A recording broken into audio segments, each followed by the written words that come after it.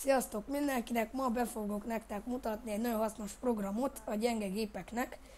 Lehet vannak olyan személyek, akik álmodoznak minél erősebb gépekről, hogy el tudják bírni a legjobb technikájú játékokat, azaz mondjuk a Saints Row, ami nagyon nagy gépigényű, és nekem a gépem most már elbírja a leggyengébb settingsen, ennek a program segítségével.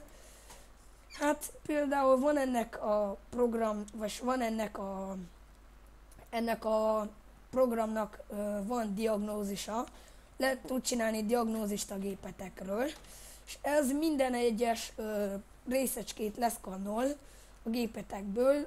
Vigyázzatok, hogyha nagyon tele van a gépetek, akkor eltart egy kevés ideig, van fél óra, ameddig lediagnosztikálja az egész gépet, és megmondja az összes hibáit, és mostan nekem csinál egy diagnózist, nem fogom ezt hagyni a végéig, megállítom, azt hagyjátok végig, és akkor csináltok egy diagnózist, és kifixeli minden egyes problémáitokat.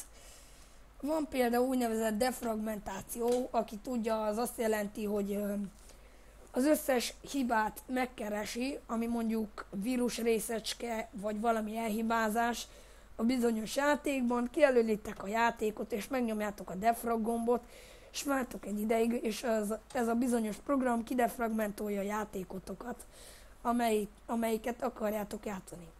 Screencast, itten lehet csinálni videót, képet, és ugyanis meg tudjátok nézni, mennyi FPS-etek van a játékban, de csak akkor, ha miközben játszottok, ez a program működik.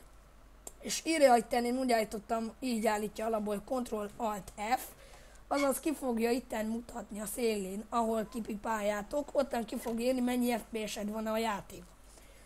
Itten videót lehet készíteni Ctrl-Alt és V-vel, hogyha megnyomjuk játék közben, itten be lehet állni a rezolúciót, milyen grafikája legyen a videófelvevősnek, és a hangot. És lehet ugyanis képet csinálni, JPEG-re állítsátok annak a legjobb grafikája, és Ctrl-Alt és P-t megnyomjátok játék közben, és megcsinálja a képet. Ugyanúgy is, ha mondjuk van ugyanolyan helyzetben vagytok, mint én mondjuk, mint a San Andreas Multiplayer, ahogy látható, nem egyenesen a játékot indítja, hanem behozza a programot, a San Andreast. Ilyenkor, hogyha akartok szerverezni, és kevés FPS-etek van, ahogy láthatjátok, mostan restaurolja magát normál módban, tehát ahol tartottunk, hogyha akartok multizni például, akkor meg az lesz a jó dolog, hogyha átállítjátok gaming módra, azaz ki fog kapcsolni néhány processzt a gépetekből, hogy minél jobban futhasson az a bizonyos játék.